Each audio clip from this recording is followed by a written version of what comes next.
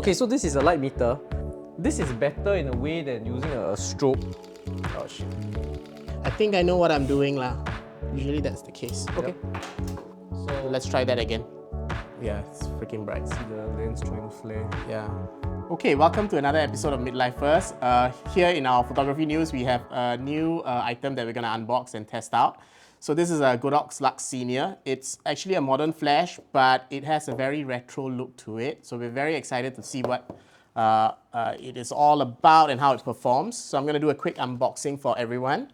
So obviously it comes in this very nice box.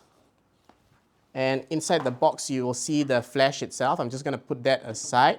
We have this pouch, very nice looking. We have a a flash sync cord, a USB charging cable, and a manual that we're never ever gonna read. So I'm gonna chuck all of this aside.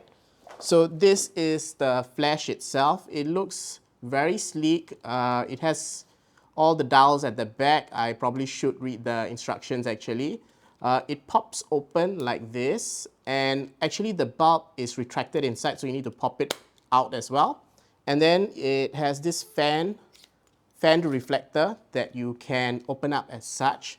So it looks like there's no power in it, so we have to charge it up. And then one thing that for all of you to note is that when you use this flash and are done with it, make sure you retract the bulb back in before you close it up. If not, you might break the bulb.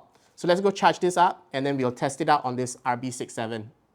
So with the magic of editing, we've charged the flash already. So I'm going to assemble it right now. I'm going to assemble it to the side of this RB67. For those of you who don't know, I actually have an instant back on it. So we're going to take some instant images with it. So this is the flash sync cord. It goes here, and then I'm going to just bring it through the back and attach it to the flash itself. Now I'm going to open it up, and then open up the reflector and make sure you push out the bulb, and we're ready. So let's go out and shoot some photos.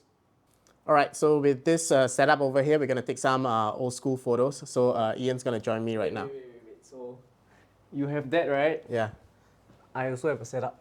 Yeah, so Okay, so the idea now is that we just like the bare bulb effect. yeah. So a lot of, I don't know, I guess there's quite a few photographers that have this look which involves a flash. Yeah. So we're gonna try to recreate them with some portraiture, or I guess some macro images even.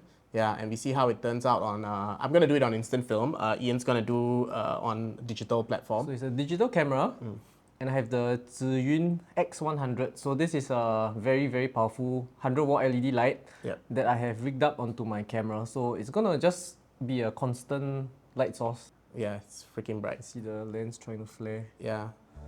So okay, let's go out and shoot and then see what other images we get. Yep. Okay, let's go. Maybe you just hold this in front of, press and hold it in front of your Press. face. Okay, so this is a light meter. So if you want to use manual flash with manual cameras, you need a light meter, or else you have no idea what you're doing. Yeah. Or Yeah, you you press it, but you face me. We take 2 readings lah. Wow, that was quite... Okay, 3, 2, 1.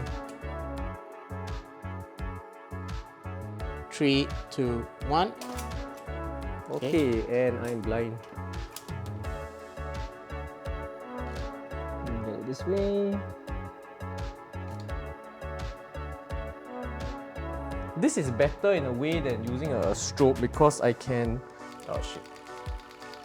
Okay. Okay, so you can't do that with a strobe. Yeah. But with without a strobe, right? It's a bit hard to see because the flash is always in your face. So that's the difficult thing for the model lah. Although I can put it down to 1%, which is more bearable. Yeah, but So you still get a look. Then we can do strange shots. think Think harder. Okay, now your turn. So I'll do a test shot. Okie dokie. 3, 2, 1. Okay, gonna. Okay, that was perfect. 3, 2, 1. Okay, good. Okay, that was f4 at 125. That was good. Alright, so now we're gonna take some photos of the flower here. So for this, we should probably go as high and f-stop as we can. So I'll go max or half flash. I think.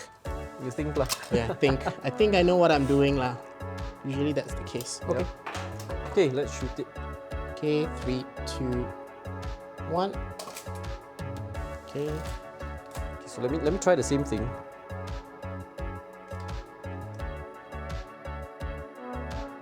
Okay, so how was your first experience shooting strobes on a film camera? I guess it's really tough.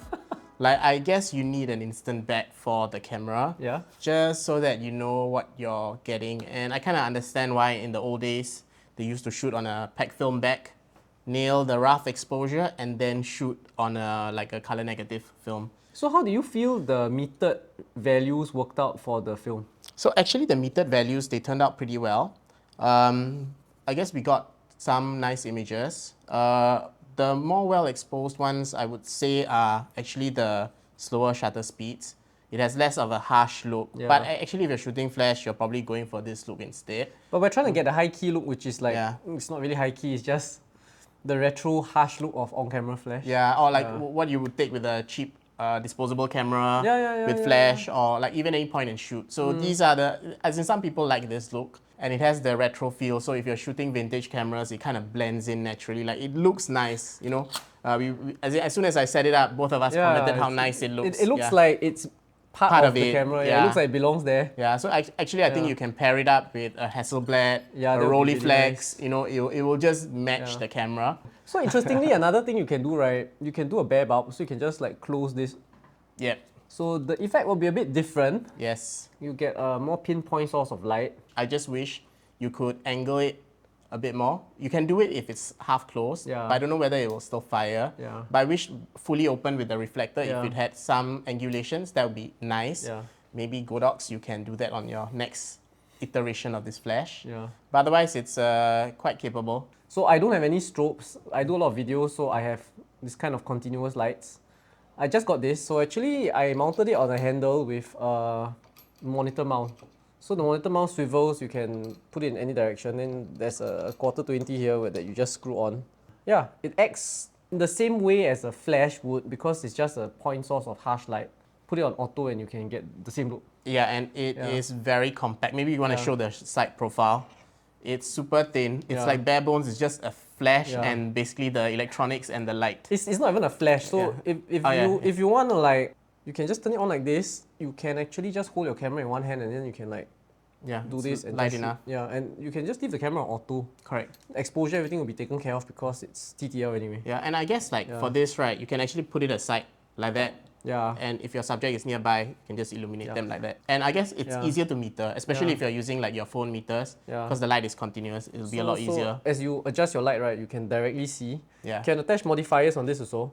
So you can put the Bowen's mount, you can put a softbox, you can put a reflector, you can even put bundles if you want. You can just put whatever you want.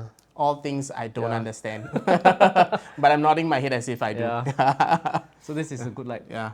I do agree. Does it heat up very fast? It has a fan, so interestingly when I bought it, right, it had like, I think 6 of these stickers everywhere. So at every single panel, there was this sticker about like, it's very hot, do not touch it, it's gonna catch fire. So just be a bit careful with this, don't let your kids play with this because it's really bright. Yep. And you can start a fire with this, I think. We might try one day. In the next camping episode, right? Yeah. Okay, so I hope you enjoyed this stupid episode where we tried to take retro photos of ourselves. Yeah. We'll probably test out this flash a little bit more. Yeah. And probably we'll share the photos in a future episode. Yeah. So if you have any questions, please drop them down below. If you love this episode, remember to like and subscribe. And we'll see you in the next episode of Midlifers. Bye.